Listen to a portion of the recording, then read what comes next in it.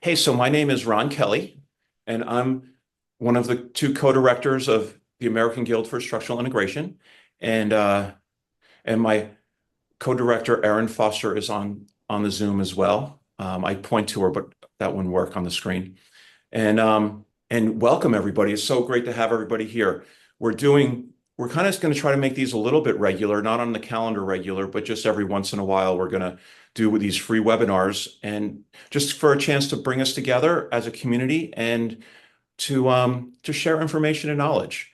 Like today we have Ritchie Mintz who's going to share with us, and he trained in 1978, and we were talking a little while ago, and he's says to, like the number 50,000 sessions, which just seems a lot of people to come through an office. And but I'm going to get into Ritchie in a second. A little bit about us, like American Guild for Structural Integration. We started just about 2 years ago, in a month or in half a month, like on December 14th, Erin and I first started working together on this. And we are now a nonprofit. We are a AGSI certified program, and we are continuing education classes qualify for NCB, TMB, CEUs. And we've done 3 basic trainings so far, and we have graduates out there in the world practicing, which is super exciting, and that's why we're doing this. We have a bunch of new teachers coming into the profession as well. And then we've been doing a bunch of workshops. And then on our calendar, this is the little commercial part that you have to sit through to get to the good stuff. We have a basic training that Ritchie's actually teaching starting on January 20th in Austin, Texas. And then in the spring, we have an advanced training, and you can find that on our website for the dates. Oh, wait, I have the dates right here. I did that. The advanced training is from April 14th to May 1st, and ours is 3 weeks long, and that's the Classic 5 series. And then we have another basic training starting on June 9th, and that will go till August 1st, and that's going to be in Boulder, Colorado. And then we have 2 other workshops that are not on our website yet. One is we're going to do a scar work workshop, and the dates are most likely, we just don't have a contract signed. It's June 12th to the 15th, and that's going to be in Boulder.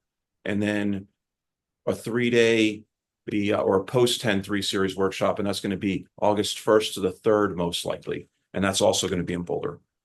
Okay, so now just a little bit about Ritchie, because Ritchie has been super valuable to us and important and a great influence.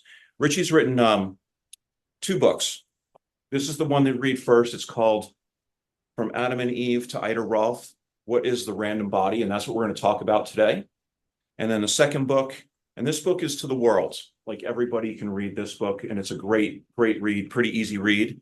And then Foundations of Structural Integration, and Ritchie goes through and has, he just has outlined 6 foundations: fascia, plasticity, gravity, segmentation, alignment, and balanced movement, and then the magic moment. And Ritchie has been doing the magic moment workshop with us for a couple of years now, and it's super exciting and a really great workshop.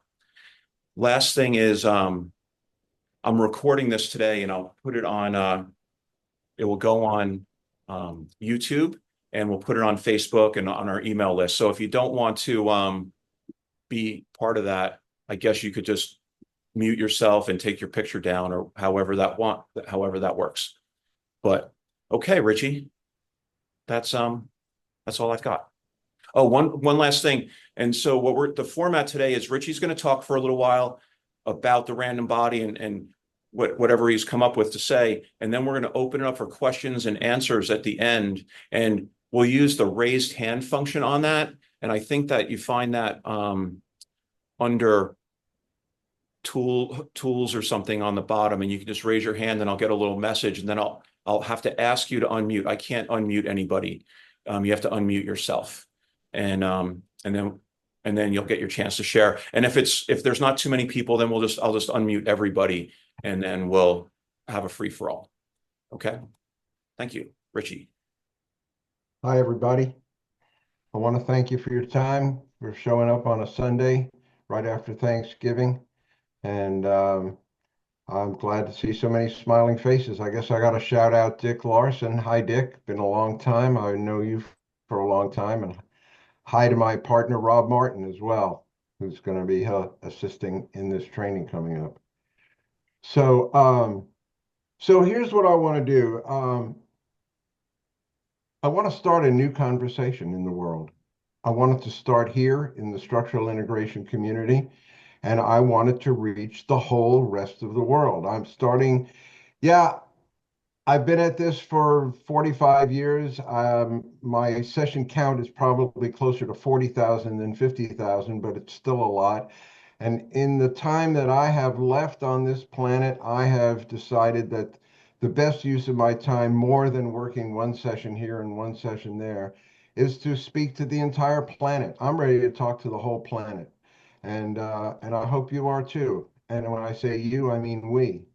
So here is this new conversation that I want to start with the whole of the world. And what I want to do is I want to start with one of my favorite movie quotes. There was a movie late in the 20th century called Man on the Moon. It was Jim Carrey playing Andy Kaufman. Andy Kaufman, anybody? Anybody remember Andy Kaufman?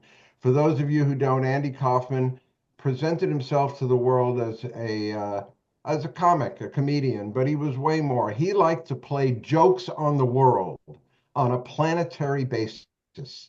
And he would work these pranks that he would work out, and he had an assistant who helped him do it. And in the movie, there's this point where these two, Andy Kaufman, as played by Jim Carrey, and his assistant, are talking to somebody who became their agent and is played by Danny DeVito. We all know Danny DeVito, right? Oh, God, I would love to get a Danny DeVito on my table. But that's not what this seminar is about. In this movie, Danny DeVito says to Andy Kaufman and his partner, and you know how Danny DeVito, he talks like this. He goes, let me see if I got this straight. You two played a joke on the whole world, but you two are the only ones who get it. And when I heard that, I went, yes, that's the whole thing right there. And so here's what I have to say and why I wrote the book. Somebody along the way played a cruel joke on this entire planet and somehow convinced this entire planet that the random body is normal, even though it's not normal. And there's a corollary. Furthermore, somebody in a cruel joke, part of this cruel joke, convinced this entire planet that all the troubles with the structure of the human body comes down to bones, muscles, and nerves. That is the problem with the human body. Bones, muscles, and nerves go wrong, and that is where we find the solution. The problem is bones, muscles, and nerves, and the solution to that problem is found in bones, muscles, and nerves. Well, it turns out that there's only 3,000 people on this entire planet who get the joke, and that's us. And so it's up to us to explain the joke to the whole rest of the planet. And that's why I wrote the book. So, um, here's what I have to say about it. This thing that we call structural integration or Rolfing, depending on where you went to school, is a process. And like any process should have a beginning, a middle, and an end. And so we advertise our endpoint, and we say to our potential clients that this is a process, and at the end of this process, here is what we intend to deliver. So, like if this was a class, I'd go around the room and I'd say, each of you pick one quality that you think is a quality of a Rolfed or processed body. And, what do we tell our clients that we're going to deliver? What is our promise? And that is the basis on how we have sold structural integration to this planet. The end, the end of the process, what you're going to get out of it. But all processes have a beginning. And that's where I find the problem is that I've never had a conversation and never heard of a conversation in any class or anywhere else that says where this process begins. What is the unrolfed body? What goes wrong with it? What are the problems with it? Why do we do what we do? For example, if the random body as we know it is normal, if it really is normal, then why do we Rolf people at all? Why do we process them? Why do we do these sessions on them? What is it that we're promising to change? Where does it all begin? What is the random body? So what I did was I have spent decades and literally thousands of hours of contemplation about this. What is it that goes wrong with the random body that we call people in to correct, to fix? If there's nothing wrong with it, then why do anything? So we live in a world that is inhabited entirely by random bodies where nobody knows they're a random body. I wrote the book and I'm here to tell them. I think somebody needs to tell this planet that you're all random bodies. Everybody who has ever lived and died on this planet has been a random body from cradle to grave. But they didn't know it because there was no comparison. There was nothing with which to compare.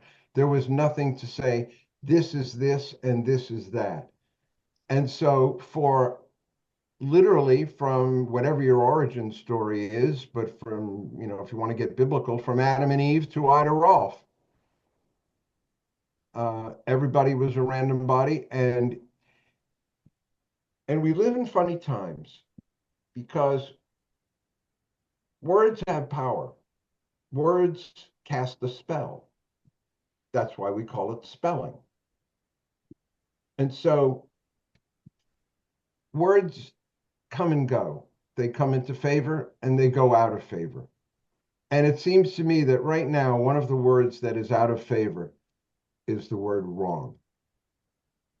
You can't tell anybody that they're wrong, and you can't say that anything's wrong, but there has to be something that is not correct about the random body, or we wouldn't be doing anything that we do.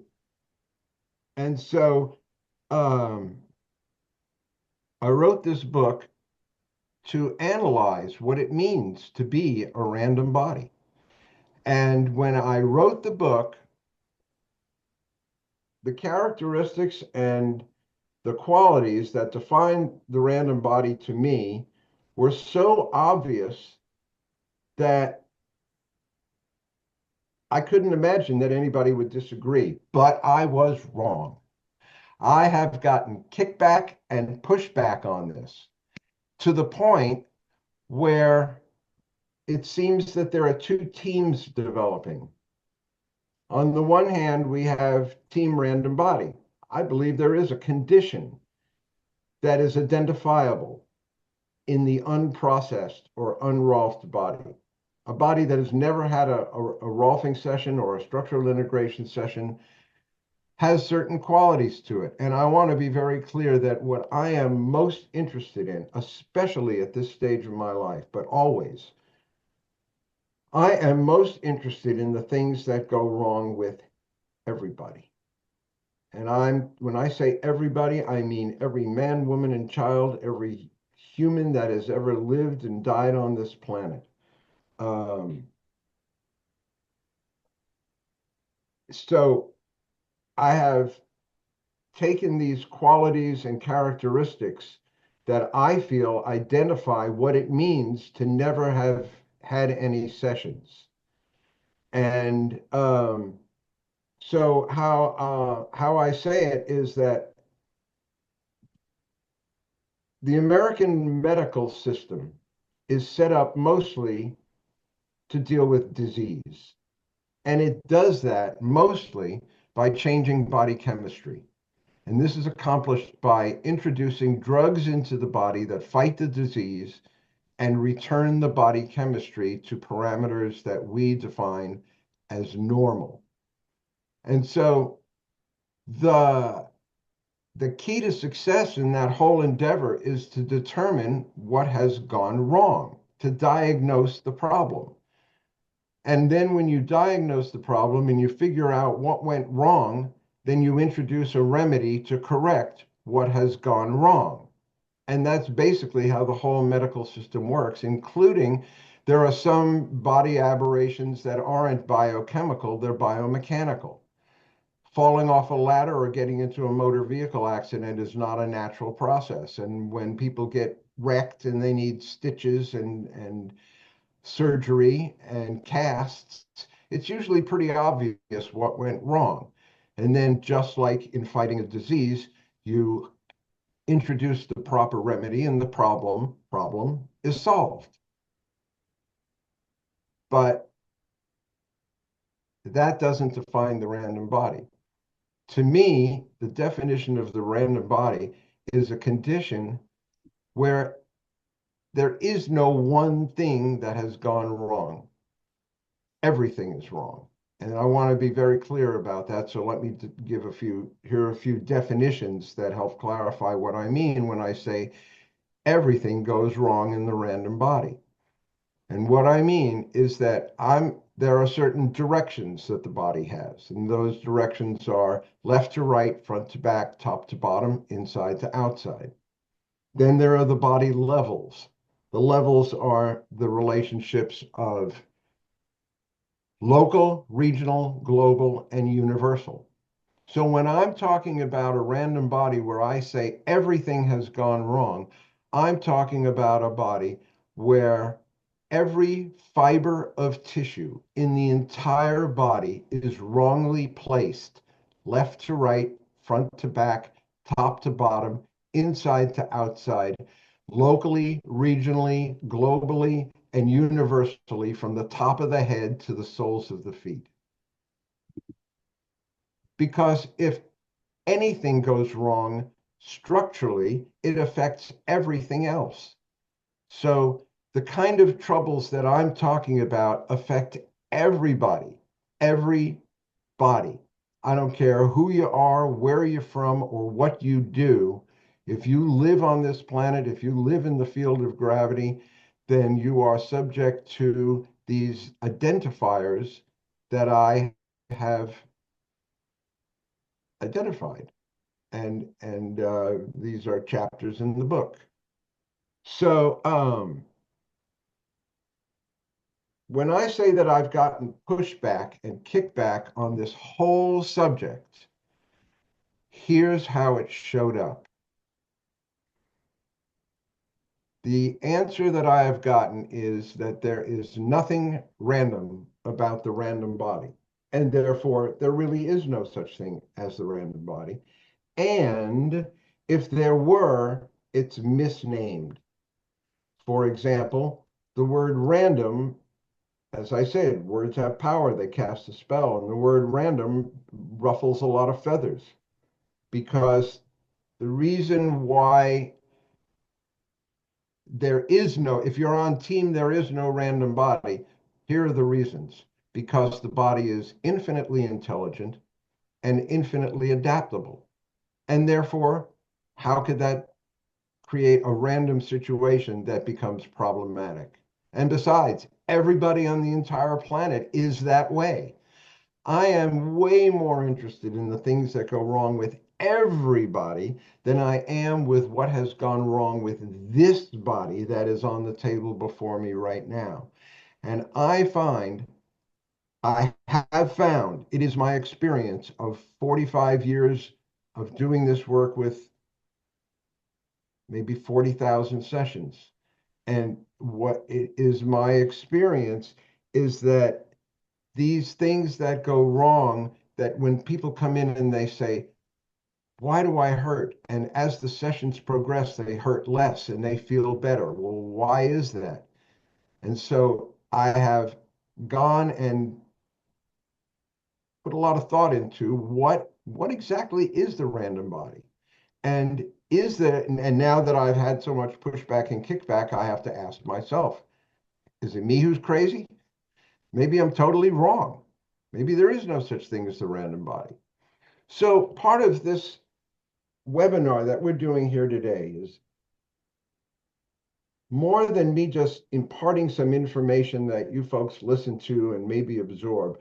I would actually like you to join a team, put some thought into it, decide for yourself, is there such a thing as the random body, and is it properly and appropriately named? Now, it's not my name. I didn't name it. Ida Rolf named it. She called all bodies that have not been Rolfed or processed in the 10 sessions of her work, she called them random. That was her name for it, random bodies. And so this conversation right here, right now, this webinar, is my intention behind it is to create a conversation where you start thinking for yourself, is there such a thing as a random body, and is it properly named, appropriately named? So let me kind of address some of these issues. The pushback and kickback that I have gotten is that the body is infinitely intelligent and infinitely adaptable, and therefore the things that I'm talking about that go wrong, I must be wrong about all of that. And so here's what I have to say about that. Is the body infinitely intelligent? Maybe, probably is. Well, infinity is a pretty big number. So that may be just a little beyond my pay grade to determine, is the body infinitely intelligent? But the next question, infinitely adaptable, that I can answer. I do have some answers for that, and here they are. To me, and this is to me, and I'm asking all of you to think for yourself on this subject. To me, the body is not infinitely adaptable. It is very adaptable, but it is possible for a body to adapt itself to its limit. And here's an example. Joints, all joints, everywhere in the body, should reside somewhere in the middle between flexion and extension. So a joint that resides in the middle between flexion and extension should be able to flex and extend and then return to center. But one of the ways, that's how it should work, according to the Lord's great plan. But what happens is one of the ways that the body adapts to gravity and other earthly stressors is to lock itself for a joint to go all the way to one end of its travel, either flexion or extension, and then fixate itself there. So instead of residing in the middle where it's free to extend and flex in both directions and then return to an appropriate center, the adaptation to gravity in the collapse of the body, in the body's collapse, joints are forced to one end or the other of their cycle, of their ability to flex and extend. So let's say a joint gets locked over here in flexion or over here in extension and then fixated that way. So from that point forward and forevermore, that joint can no longer do this. It is fixed in one end of its travel and locked there. And so the movement is very limited. And so that is true of joints, and I could say all joints, but it's also true of other things. It's true of the nervous system. The autonomic nervous system should reside somewhere in the middle between sympathetic and parasympathetic. But if I were to read the newspaper or look at the news, I would say that this entire planet is locked to sympathetic alarm at the expense of the parasympathetic side. That even in situations where people are not engaged in a battle for their existence, There are still plenty of forces on this planet that keep people locked to one end of their nervous system. And the same is true of hormones. Hormones should be somewhere in the middle so that they can work in both directions. But frequently, hormones also get locked in one direction. And so these are adaptations that the body makes, but there are limits. And so when a joint gets locked to the end of its travel, it can't adapt anymore. That's the end of the body's ability to adapt in that situation. And so if the body can't adapt anymore, but the stress continues, the next step is failure. The joint will fail. That's when a doctor can look at an x-ray, point to an x-ray and say, oh, here, buddy, here, lady, here's your problem, but don't worry, we can fix it. After the joint has, or whatever we're talking about, has reached the end of its ability to adapt and then fails, you can repair it surgically. But the reason why that failed to begin with was because it was the weakest link in the matrix. Here's a little generalized principle that I've lived with and lived by for a long time. And it's the generalized principle is that in any structure, in any situation, the most pressure will always seek and will always find the weakest link in the matrix. That's the joint that will fail, be it a hip, a knee, an ankle, or whatever is the weakest link in the matrix. You can always count on that place to fail first. And the reason it failed is because it ran out of adaptability, that the body adapted itself to its limit. And when the body can't adapt anymore, the next step is failure. So these are my thoughts in terms of the body being the random body being infinitely intelligent. Well, it may be, but it is not infinitely adaptable. There comes a point where a system, be it hormones, the nervous system, a joint, systems of joints, series of joints, they reach their limit of their ability to adapt. And so once they get to that point, the next point is failure. So these are my arguments for there is such a thing as a random body. And these are the issues that we deal with. When a joint has reached the limit of its ability to adapt, that is our point of intervention. That's when it hurts. That's when people come to us. So we deal with all of these consequences of gravity and other earthly stressors that make the body random and keep it random. These are all things that will not fix themselves without outside intervention. Team random body, team, there is no such thing as a random body. Over here on there is no such thing as a random body is also the issue that if there were such a thing as a random body, it's misnamed. That the word random itself, remember words have power, they cast a spell, that the word random itself is a diminutive. It's an insult. It's like telling somebody they're wrong.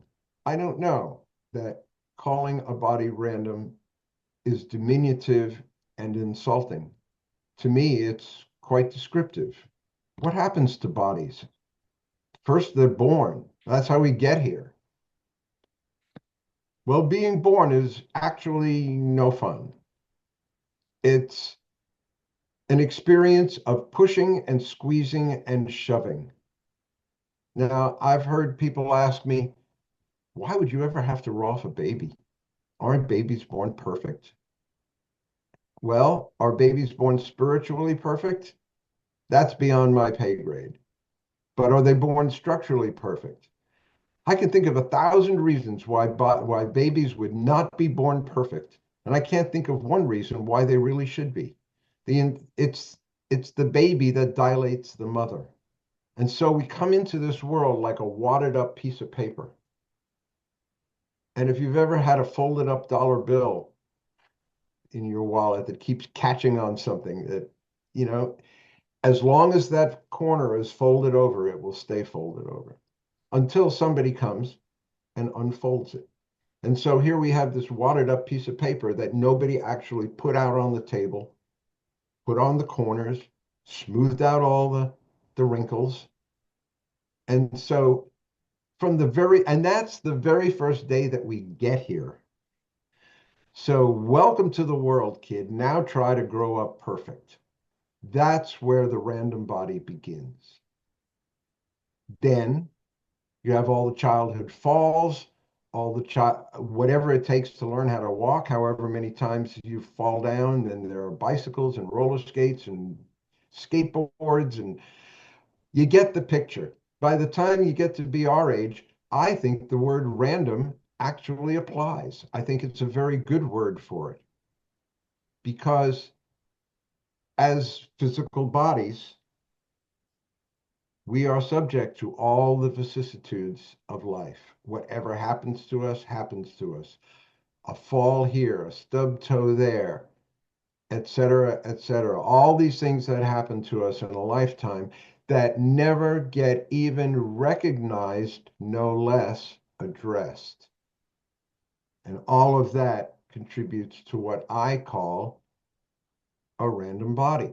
All right, so we're pretty well along here, and we have developed what I think, based on, now this is all based on my experience of having written this book, put out these ideas, and gotten the pushback and the kickback that I've gotten. So as structural integrators, we want to start thinking about what it means to be unrolfed, unprocessed. What is this thing that why do we do what we do? If there's nothing wrong, then why do we do it? So these are deep questions to me. So let's go into what I have determined to go wrong in the body that makes it random, keeps it random in a way that will not and cannot ever fix itself without outside intervention. So in this book, I have a compilation at the back, and I'll read a little for you. This is chapter 19, Ritchie's Royal Random Roundup. Here is a compilation of characteristics that define the random body. Some of these are whole chapters of this book, and some are perhaps a few words mentioned within a chapter. Some have yet to be explored at all. A whole lot of this book has yet to be explored at all. Is this the final and definitive list? Certainly not. There will be more in the future that will be added, but I tried to cover all the taxons. The random-bodied citizens of planet Earth would love to know that they are all random bodies and that a better way is possible, accessible, and necessary. This book is intended to be the first glance, a kind of survey course 101 that asks, what is the random body? I invite a robust conversation within the structural integration community that swells to the whole rest of the world, and that's the first thing I said in this webinar. I want this conversation out in the world. I want the words random body to be part of the lexicon. I want this planet. This is a planet inhabited entirely by random bodies where nobody knows they're a random body. So we 3,000 approximately structural integrators on the planet are the only ones who get this cruel joke. And it's up to us to explain it to an entire planet. Converting one body from random to Rolfed is way easier than alerting a whole planet about the difference. I offer this book as a tool to educate a factually uneducated world.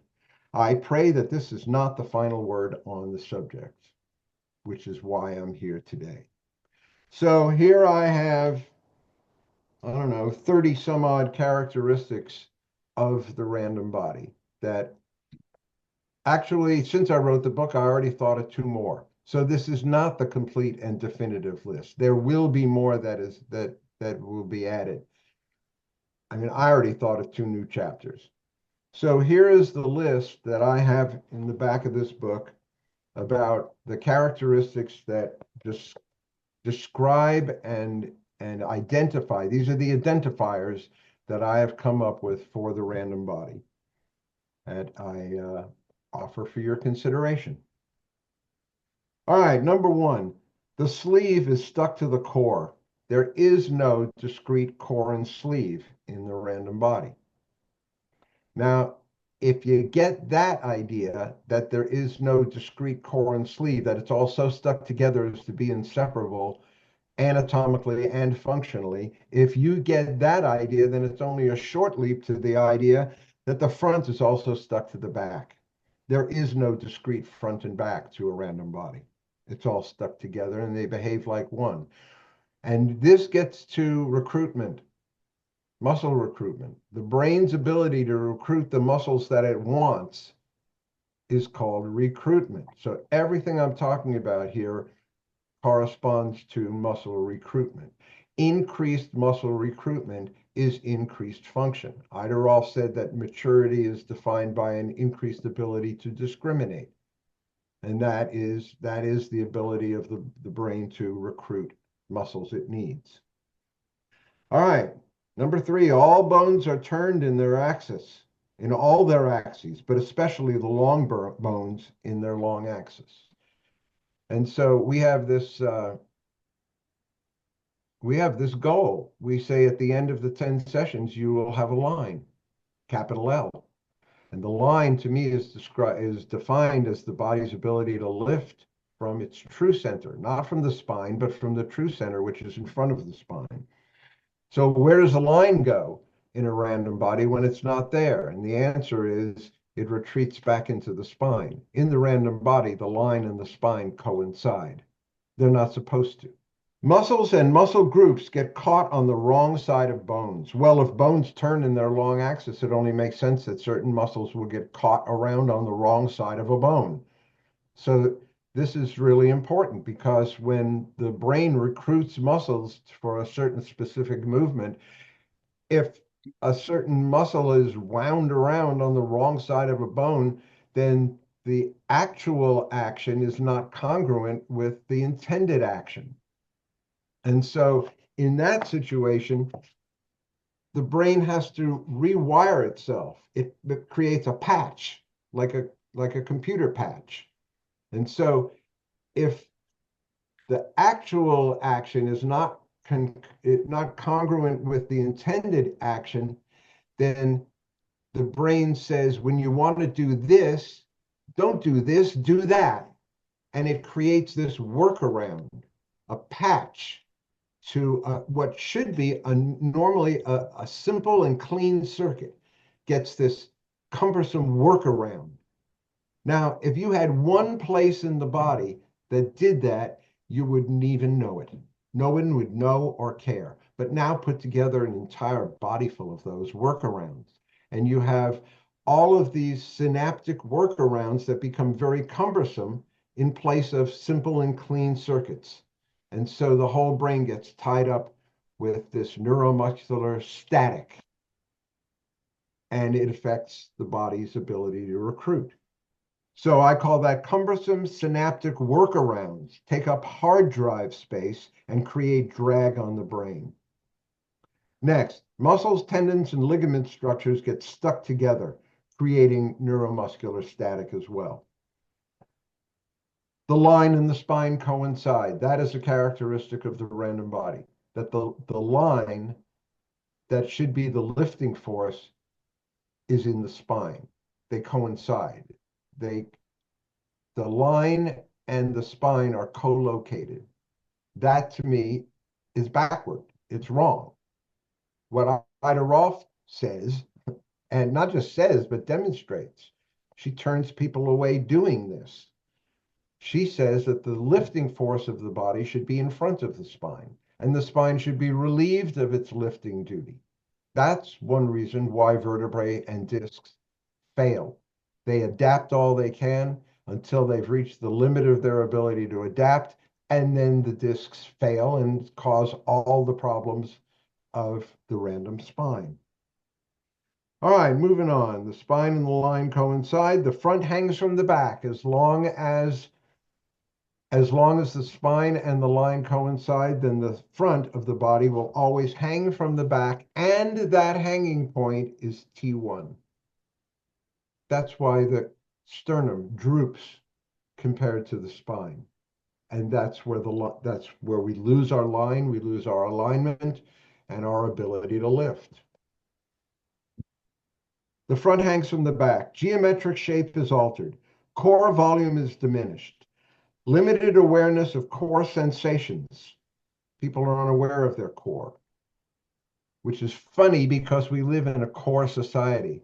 Funny thing about core and sleeve.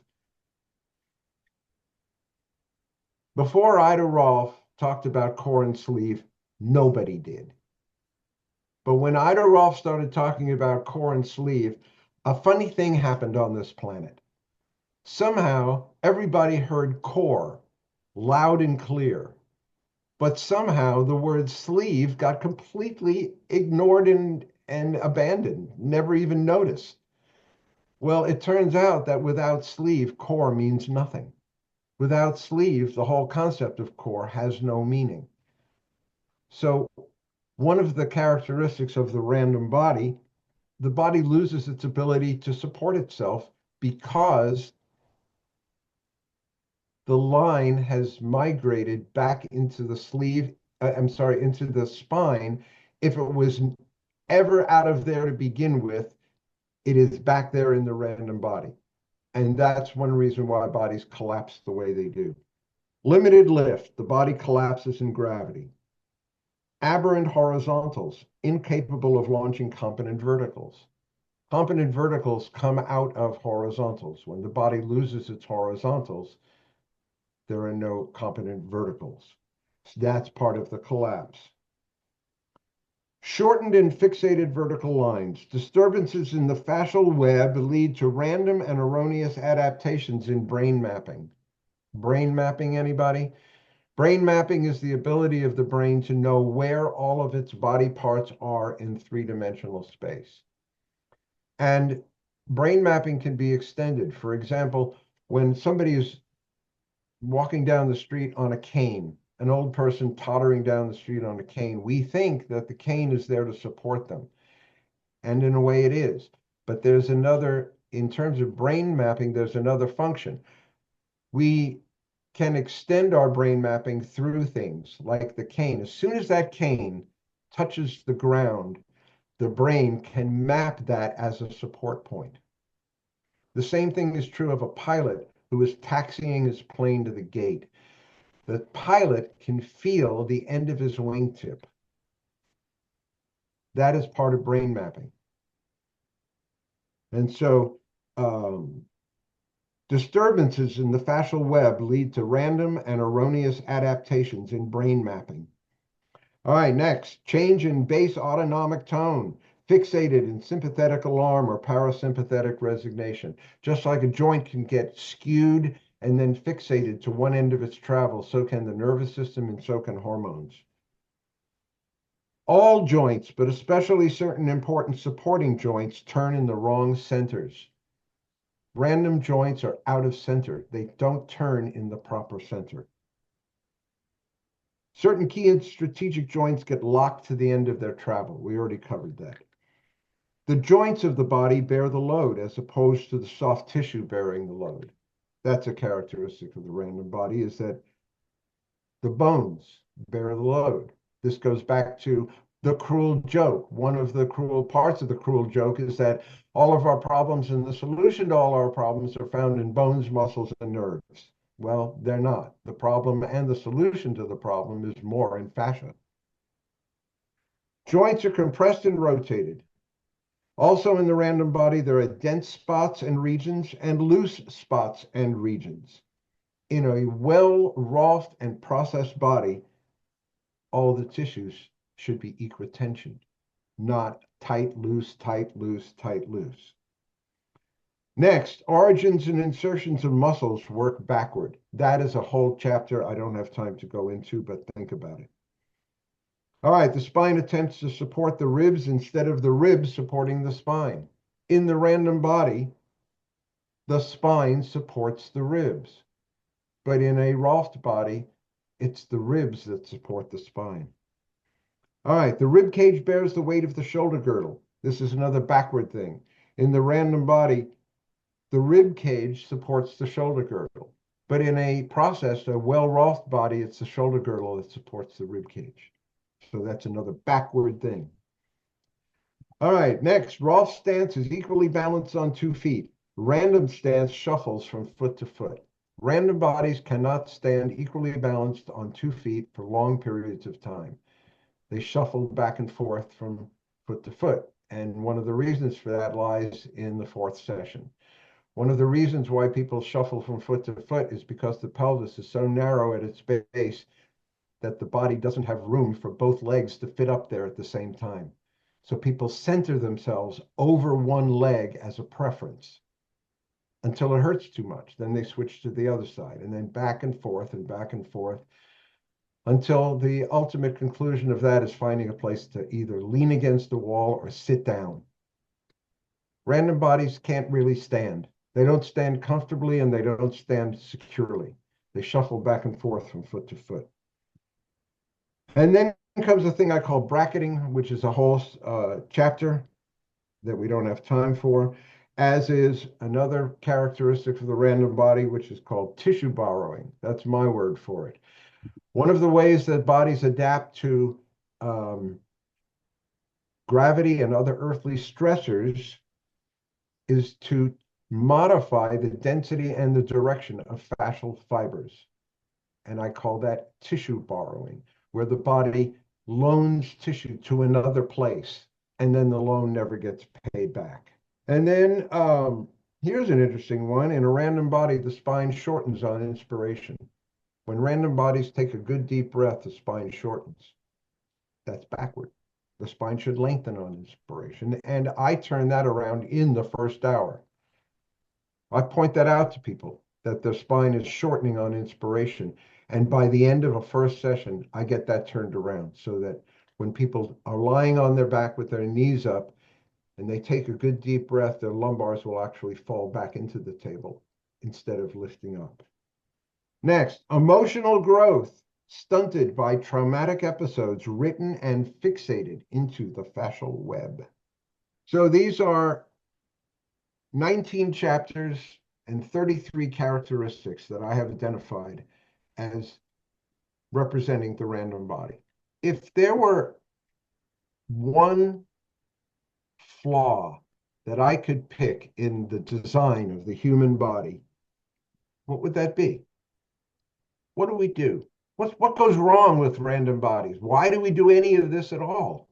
Like I said, I have a compilation of 33 characteristics. So you could say here are 33 things that go wrong in the random body. But is there a bottom line?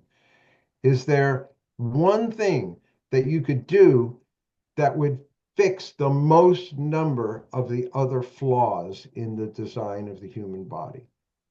And I do believe that I have found it. And I have some backup to it. Here's what I think goes wrong with everybody, not this person or that person. I'm talking about everybody on the entire planet. You could call it a design mistake or a design flaw. And this is getting, this is a big conversation. I'm telling God you made a mistake. And here's what I think it is. I think that the mistake, the design flaw that causes the most number of other problems with the human body, and the one design flaw that when I fix that cleans up the most number of all the other problems with the human body is this. I do believe that it all comes back to core and sleeve, which was bedrock Rolfian idea. Here's the thing about core and sleeve. The outer sleeve of the body, the superficial fascia, starts to get fixated very early in life. And so here we are, these little beings trying to grow out and trying to grow up, but we are thwarted by this superficial fascia that fits the entire body like a tight balloon. And so here we are trying to grow out and grow up, but we are stunted and thwarted from doing that by this tight balloon that keeps us small. And so here we are trying to get bigger, but we have this tight balloon that's trying to keep us smaller. And so instead of freely growing out and growing up, we grow in these forced compressed spirals that show up as all the problems that we identify when we do our assessments before a first session. So here's what I'm saying to the entire planet Earth. Yes, you are all random bodies, and here's what that means. Your sleeve is choking your core so that you can't grow up and grow out, and it pressurizes the entire body in a way that causes all kinds of problems that we diagnose as these individual maladies. But they're not individual maladies. What they are is exaggerations of the random pattern, which has been left to just go wild for the entire lifetime of the individual, so that by the time they get to be my age, for example, they're ready for the wheelchair. Now, here's how I back up everything that I just said. Look at our recipe. The recipe is clearly designed to work from the outside in. The first session is famously superficial, takes place in the superficial fascia, where we open the superficial fascia and make room for everything that is to follow. The entire first 3 sessions are called the sleeve work, implying that we are to work on, that we are to make our entry into this body from the outside, making room as we go along. And it isn't until the whole first 3 sessions are complete that we do the 4th hour, which begins the core work. Sleeve, core, and then 8, 9, and 10 is the integration of all of that. But I'm inviting you all to think about our recipe all over again and see it as the reason we do what we do is because there are certain problems there, certain design flaws. And so what we're doing is opening up the body from the outside so that the sleeve stops choking off the core and that the core has room to expand. Well, the core is our beingness. So that's one of the reasons why people's beingness expands when we expand their core.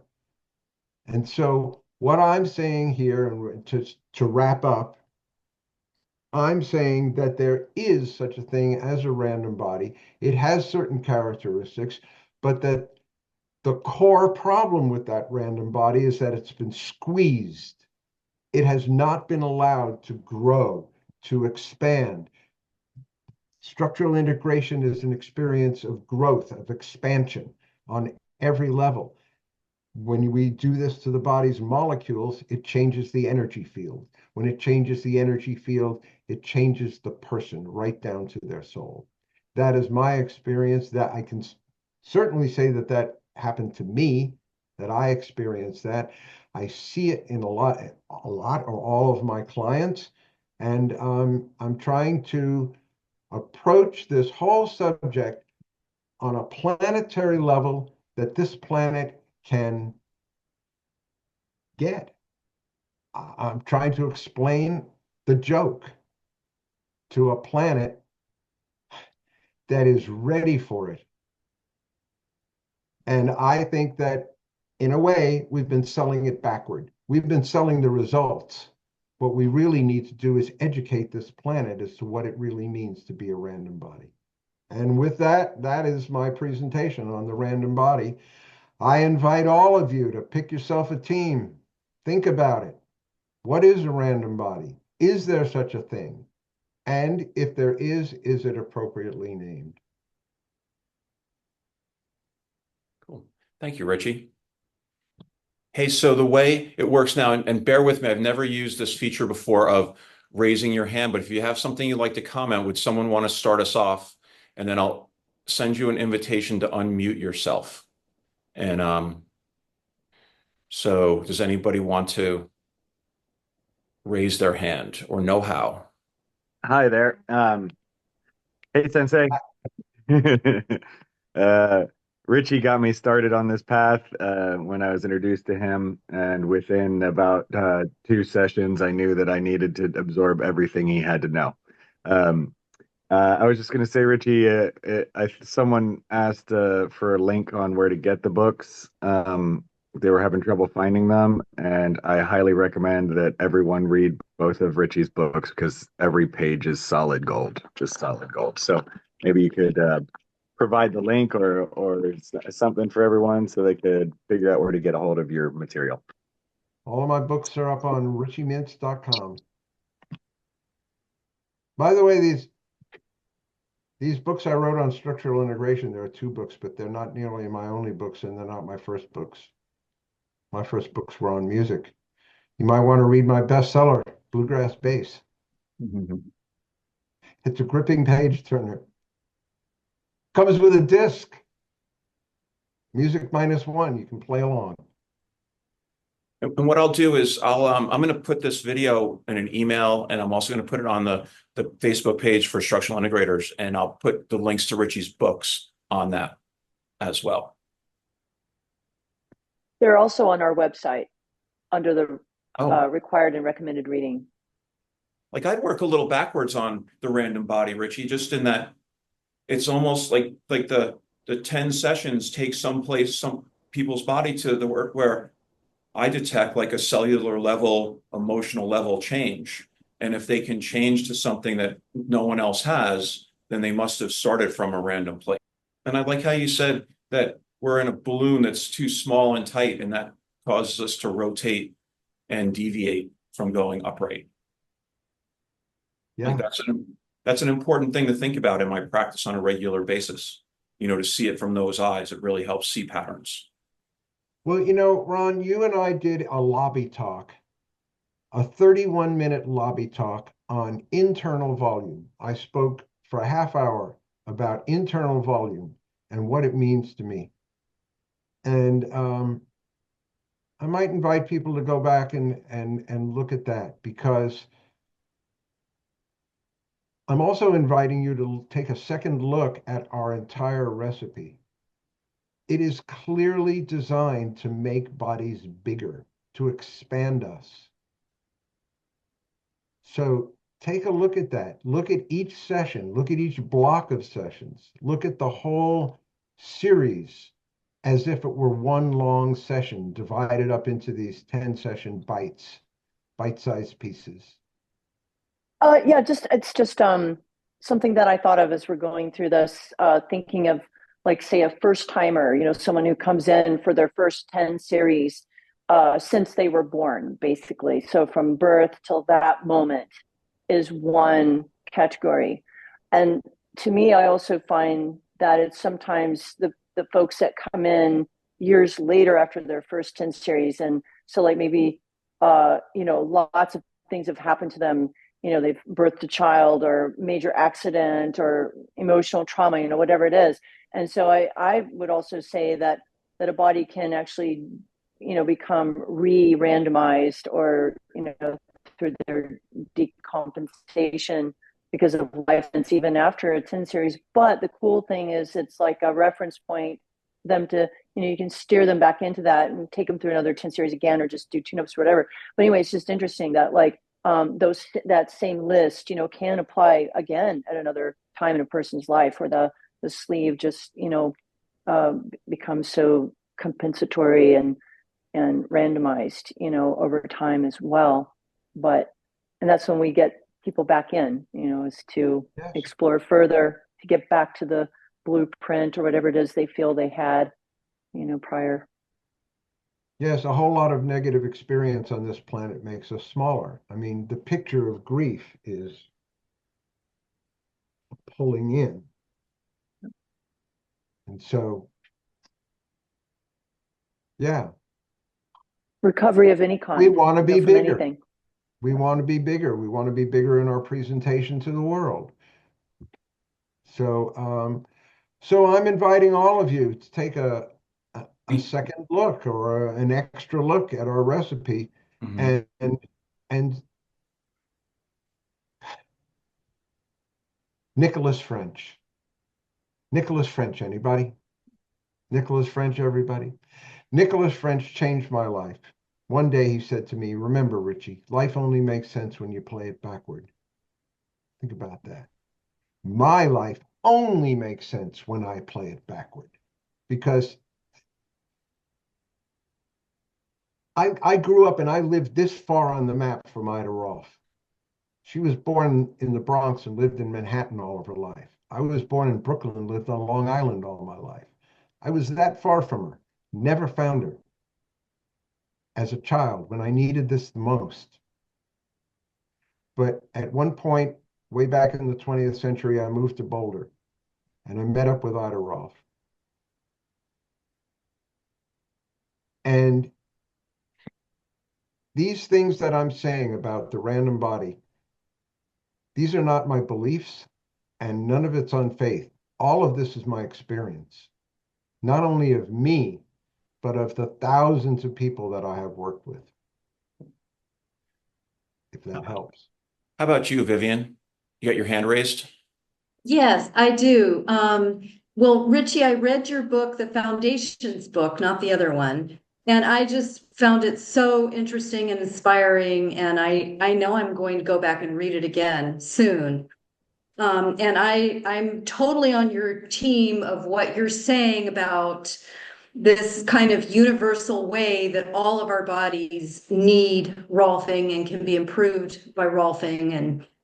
Um, and when I think about, and what Aaron was saying about people having accidents or childbirth or whatever, the word random for me, like I'm totally on board with the concept, but for me, the word random doesn't pick up on the fact that all of those problems are associated with a particular history for that particular body. There's cause and effect, because I tend to think of random as being as though there's no real cause and effect. But I feel like what makes us all that way that you're describing is just every little piece of our history and experience from the time that we're born. If you play the rest, if you follow Nicholas French's wisdom and play our recipe backward, then it leads you to everything I'm saying about the random body. Hi, my name is Archie Underwood. I'm just commenting on Hi, Archie, we met. yeah, we did. On this idea that there is a team not random body, and I don't like, is this in our community? Because I feel like this is the base principle of structural integration, and it's odd to me that people wouldn't have that perspective. And it seems like you've gotten it from a few people. And so I just don't know who's on that team. And um I mean, maybe from like some other world, like some other universe, or like some spiritual path of like we're all born perfect or whatever. But I mean, our entire work is principled around managing random bodies and organizing them. Yeah. Well, no names, but Yeah, no, there is a don't need team of there is a team of to. people who have contacted me, and if I told you their names, you would know them. Yeah, I guess I'm just confused, and I would like to know where we could find information on this headspace that people are in. I'm curious to hear what their perspective is, and that's the reason why I asked, not to name call or pull anyone out of the woodwork. It's just that like it comes out of just pure confusion, and that it's never a standpoint I've heard from our community. It has to do in part with the word wrong. When I say that everything in the random body is wrong. Now, even Ida Rolf used to like to exaggerate, to teach by shock. She would like to shock people by exaggerating. And so Yeah, it's an exaggeration to say that everything in the random body is wrong. I mean, there's a whole philosophy of our work that says we find things that are right and when we make them righter. We don't look for things that are wrong. We reinforce the things that are right. But I mean, I guess for me, the word wrong does rub me a little bit the wrong way. Disorganized doesn't. Not functional, not doing what I would like for it to be doing. All of those things seem more in alignment with me, but that doesn't make the word random. Random doesn't bristle me at all. I heard the word unprocessed. Yeah. look, let me be really clear about this. I don't care what you call it. You can call it post toasties if you want. There has to be a precondition to structural integration. There has to be a milieu. What is an unprocessed body? That's the question. What is this? What here we are trying to sell our work as here are the results. This is what you're going to get at the end, but we never quite tell people here you are at the beginning. What is that beginning? Why would you want to do this at all? Most people come to me because they hurt. They don't know why. In fact, they asked me, why do I hurt? And so this is an inquiry into why people hurt in the ways that they do. I'm talking about things that are universal. I'm interested in the things that go wrong with everybody. And I find that when I address the things that go wrong with everybody, that's what gives me the most success in dealing with the pain that brought them in to begin with. Does that make sense?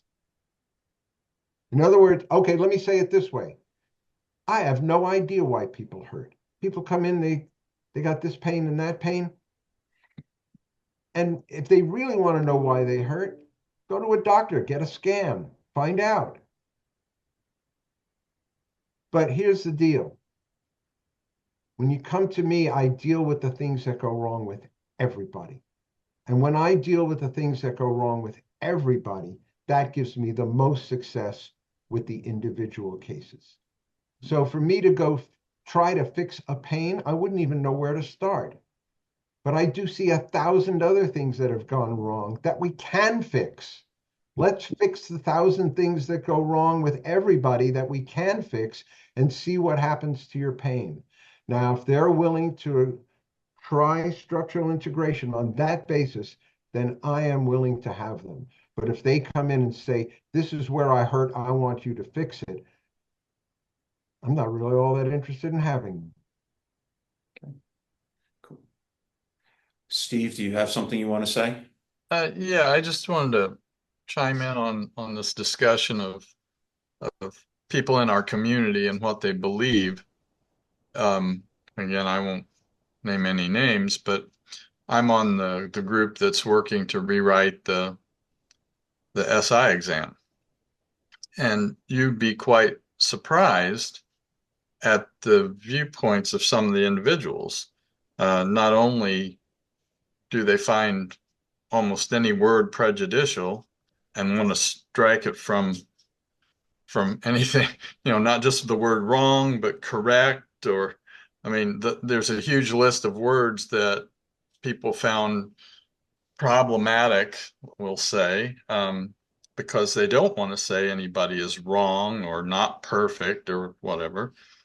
But there are also some pretty, I think, in our community anyway, that is to us, some ideas out there that are quite shocking.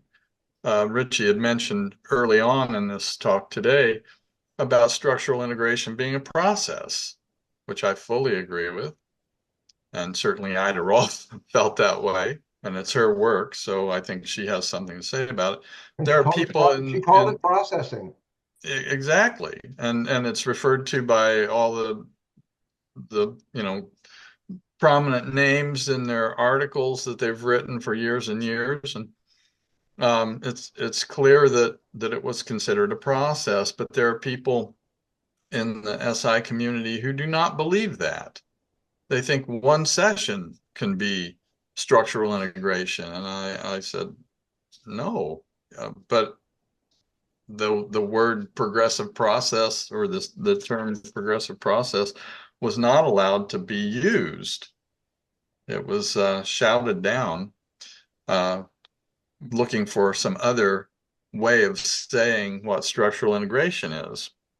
So unfortunately, there are some fairly aberrant ideas about what we can say and how we view this work. And I only am bringing this up so that people are aware that in our greater community, there is some real disagreement about terminology and even about concepts about what we're doing and why. Yeah.